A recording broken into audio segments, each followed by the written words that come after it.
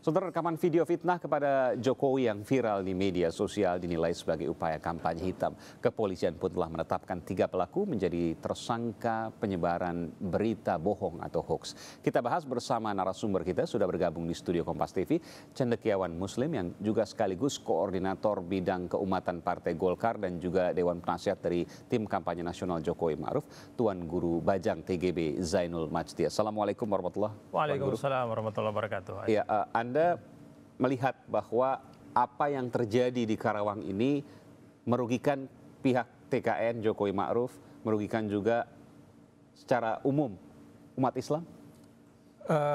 Ya tentu kalau kita lihat kan sebenarnya sasaran dari hoax itu banyak sekali menimpa Pak Jokowi. Dan sebenarnya ini satu rangkaian dari apa ya, produksi hoax yang sudah lama sekali lah. Sudah lama? Sudah lama sekali kalau kita perhatikan. Isinya sama? Tapi... Bukan, substansi bisa beda-beda, tapi semuanya itu mengarah untuk mendiskreditkan, merusak karakter, ya karakter assassination dari Pak Jokowi. Nah, saya sih hanya ingin menyampaikan ya, Mas Aiman dan para pemirsa Kompas TV bahwa Pilpres ini kan musyawarah tertinggi kita untuk memilih pemimpin. Jadi ini bukan perang dan bukan sesuatu yang kemudian karenanya kita mengorbankan hal-hal yang paling penting di dalam kita berbangsa, yaitu persatuan dan persaudaraan.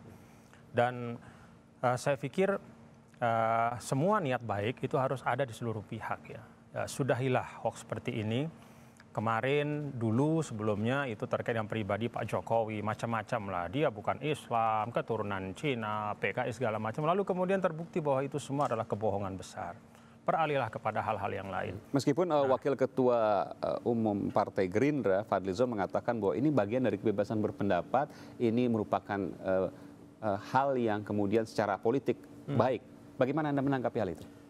Saya pikir tidak bisa ya, kita tidak bisa mentolerir perusakan karakter atas nama kebebasan berpendapat. Kan tidak baik juga kalau misalnya mohon maaf ya ada satu anasir kampanye mendatangi misalnya mohon maaf misalnya kelompok non-muslim misalnya atau minoritas, lalu kemudian mengatakan, Pak, kalau misalnya Pak Prabowo memimpin Indonesia Anda bakal kesulitan, bakal dihabisi atau apa. Itu kan merusak hal-hal baik yang ada pada kita. Beda kebohongan dengan kebebasan berpendapat. Tidak bisa atas nama kebebasan berpendapat kita seenaknya kemudian menisbahkan sesuatu yang halusinatif kepada seorang calon pemimpin. Dan ternyata kalau kita lihat kontennya kan betul-betul absurd ya. Artinya ketika mengatakan kalau Pak Jokowi nanti memimpin maka suara azan nggak akan terdengar lagi. Lah kan suara azan makin keras saja di Indonesia. Artinya ada 800.000 masjid dan musola yang bertalu-talu menyuarakan azan. 800.000? Masjid dan musola, jumlah yang terbanyak di seluruh dunia itu ada di Indonesia. Bahkan jumlah yang terbanyak? Anda punya data soal itu? Iya, itu menurut Ketua DMI Pak Yusuf Kalla, itulah jumlah dari masjid dan musola terbesar di seluruh dunia. Adanya di Indonesia 800.000. Kemudian yang kedua dan sebagian diantara difasilitasi oleh negara. Bahkan kegiatan keagamaan juga dilaksanakan di istana. Yang kedua tidak ada lagi yang memakai kerudung. Dan yang ketiga ada melegalkan pernikahan sejenis. Saya pikir justru dalam pemerintahan Pak Jokowi ada beberapa beberapa instrumen negara yang kemudian memberikan ruang untuk penggunaan kerudung. Ya, di kepolisian misalnya itu pada masa Pak Jokowi. Dan sebenarnya kalau kita lihat secara real, secara faktual, seluruh instansi pemerintah, institusi pendidikan, dan tempat-tempat publik itu terbuka untuk menggunakan busana muslimah dengan baik. Jadi menurut saya apa yang disampaikan di situ sangat bertentangan dengan kenyataan. Nanti kita lanjutkan. Saya mencoba menghubungi Komisioner Bawaslu, Badan Pengawas Pemilu Jawa Barat, Pak Yulianto. Sudah bisa mendengar saya, Pak Yulianto? Aiman, Kompas TV. Ya. Assalamualaikum, Pak Aiman. Waalaikumsalam, Pak Yulianto. Ada Tuan Guru Bajang juga di sini, TGB Zainul Majdi. Saya ingin tanya kepada Anda, Pak Yulianto, bahwa Bawaslu resmi mengatakan bahwa apa yang dilakukan oleh 3 orang ibu-ibu emak-emak ini bukanlah sebagai pelanggaran kampanye atau bukan pelanggaran pemilu. Benarkah demikian? Bagaimana detailnya? Bagaimana lengkapnya? Ya, terima kasih kesempatannya untuk menjelaskan kepada para pemirsa terkait dengan viral terkait emak-emak yang menyampaikan sebagaimana beredar di ruang-ruang media sosial terkait dengan masalah itu, Bawaslu mendapatkan informasi itu dari pihak aparat kepolisian. Kemudian kami juga bergerak untuk menyisir beberapa lokasi yang disinyalir tempat terjadinya peristiwa. Oke. Dari proses itu kemudian diketahui memang ada di Kabupaten Karawang, dan kami sudah turun ke sana Bawaslu untuk melihat lebih jauh terkait dengan peristiwa tersebut.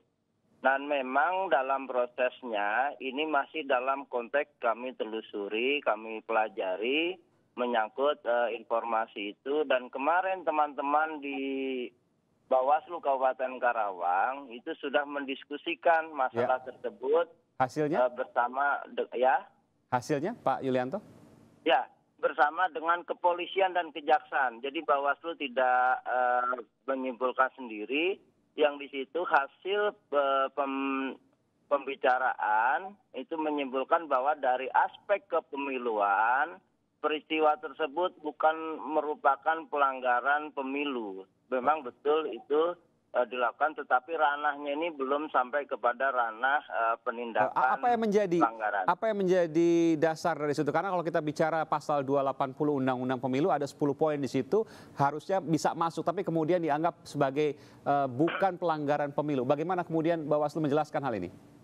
Ya, yang mana yang Anda anggap masuk bahwa itu melanggar penghinaan misalnya? 80. Yang mana? Penghinaan misalnya Pak Yulianto. Baik. Kalau kita lihat ke sana, di pasal 280 itu menyebutkan siapa yang kemudian bisa dikenakan di situ.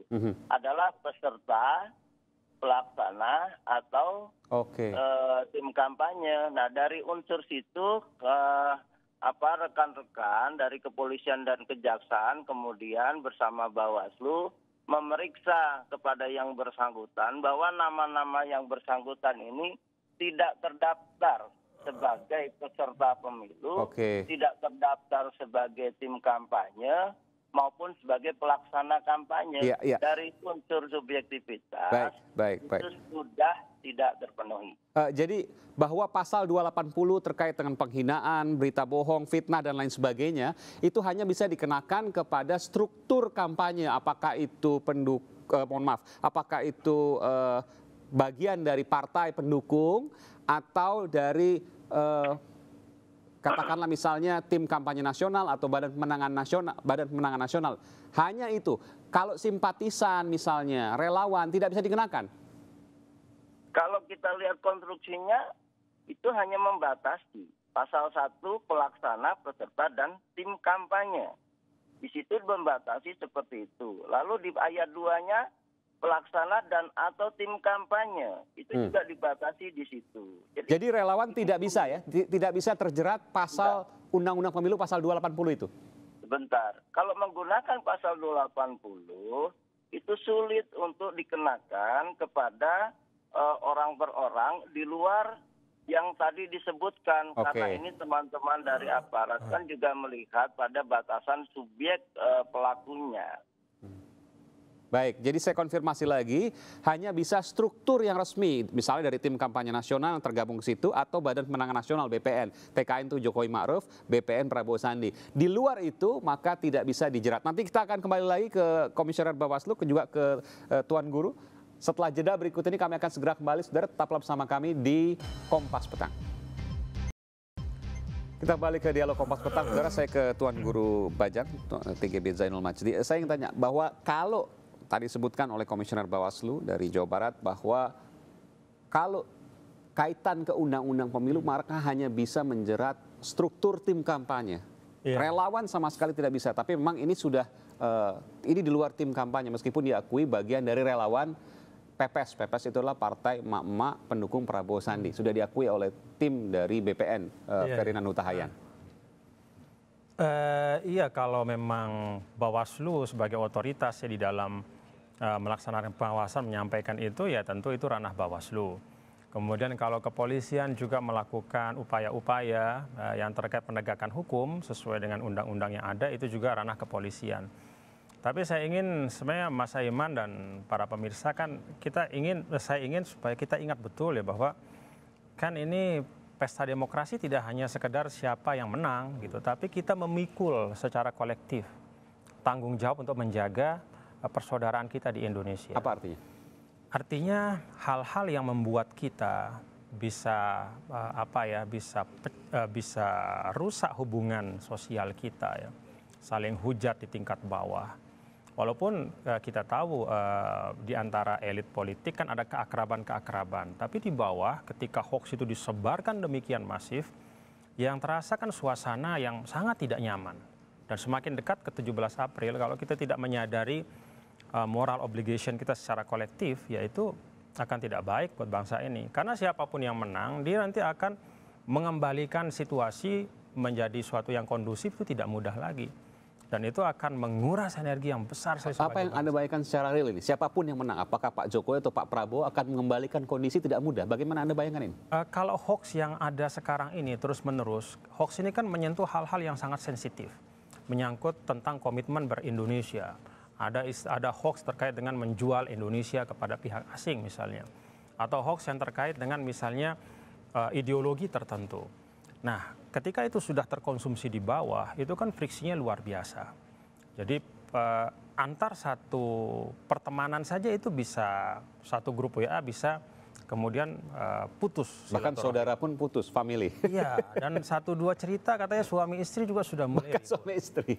Nah, luar artinya biasa kan ini pemilu. Pasca pemilu ini juga nanti siapapun pemimpin yang terpilih sesuai takdir Allah, itu kan dia harus membangun Indonesia. Dan tentu kalau kemudian khazanah berbangsa kita ini defisit gara-gara kita mengkonsumsi hoax, nanti pemimpin yang baru itu nanti tidak punya cukup support untuk dia kemudian bergerak cepat untuk meneruskan pembangunan sebelumnya. Jadi menurut saya itu yang penting sekali untuk kita sadari. Oke, nanti saya akan tanya terkait dengan hoax itu yang mengena ke Pak Jokowi. Tapi saya tanya ke Komisioner Bawaslu, Pak Yulianto. Pak Yulianto, tadi saya tegaskan lagi, saya ulangi bahwa dari sisi relawan tidak bisa dijerat, tapi kemudian dari sisi struktur tim kampanye bisa dijerat. Meskipun relawan bisa dengan undang-undang yang lain, kemudian polisi menersangkakannya atau melakukan proses hukum terhadapnya.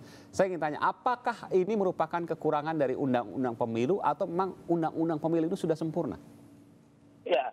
Saya kira kalau kembali ke sana itu bisa kita katakan ini aturan yang apakah memang bagian kekurangan atau memang ini sebagai sebuah kebijakan politik untuk melindungi bahwa proses ini kepada masyarakat dibebaskan untuk berpendapat, kebebasan untuk berekspresi. Apakah bagian itu saya kira bukan ranah saya untuk memberikan penilaian. Anda pengguna undang-undang ya?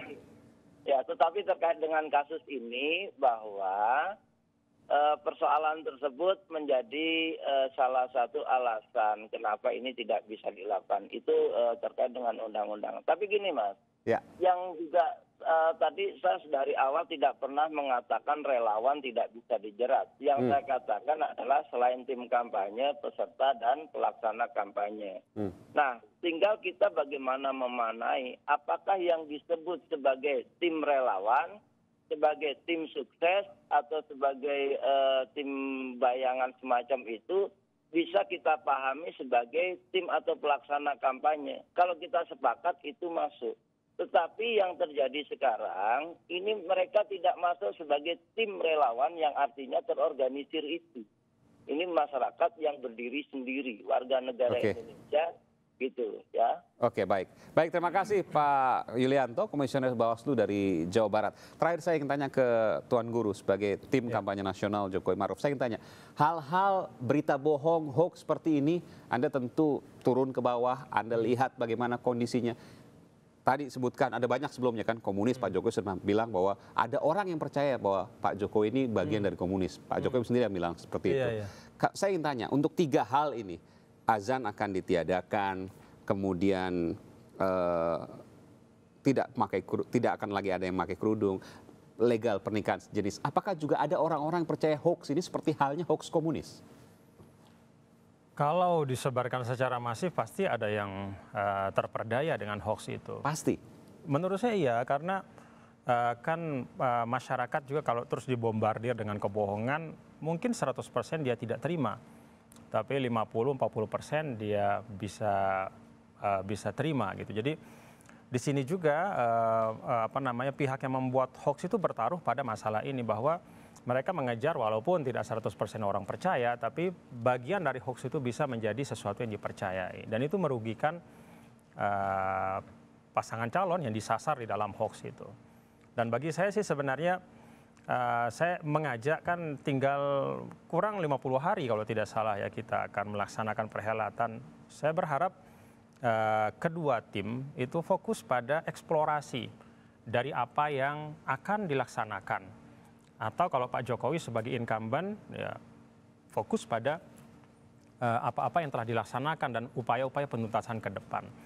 Jadi kalau memang bagian dari pendukung Pak Jokowi ya fokus bahwa Pak Jokowi punya visi misi seperti ini, program ini. Dan itu memang yang sudah digariskan kepada kita. Sebaliknya demikian, kalau pendukung Pak Prabowo itu punya cita-cita seperti ini. Itu lebih bagus ya, alih-alih kemudian kita mendiskreditkan ya saudara sesama putra terbaik bangsa yang berkompetisi dalam kompetisi demokrasi yang sehat. Ya. Baik, dari kedua pihak ya. Ya. Struktur tim kampanye mungkin tidak, tapi pendukung simpatisan di bawah kita tidak tahu. Ya. Baik dari pihak Jokowi maupun dari pihak Prabowo, dua-duanya harus apa yang Anda katakan untuk tadi. Yang dari pihak TKN itu Pak Jokowi sudah mengingatkan betul bahwa fokuslah pada hal-hal yang positif, dan saya yakin itu juga terus teman-teman sampaikan. Meskipun simpatisan di bawah kita nggak ada yang tahu juga. Ya, mudah-mudahan bisa diikuti dengan baik. Baik, terima kasih Tuan Guru Zainul Majdi, Ketua Korbit Keumatan Partai Golkar yang juga bagian dari TKN Jokowi Ma'ruf, dan juga tadi adalah Komisioner Bawaslu Badan Pengawas Pemilu Jawa Barat yang juga menangani kasus 3 ibu yang diduga melakukan fitnah atau hoax terkait dengan door-to-door kampanye hitam.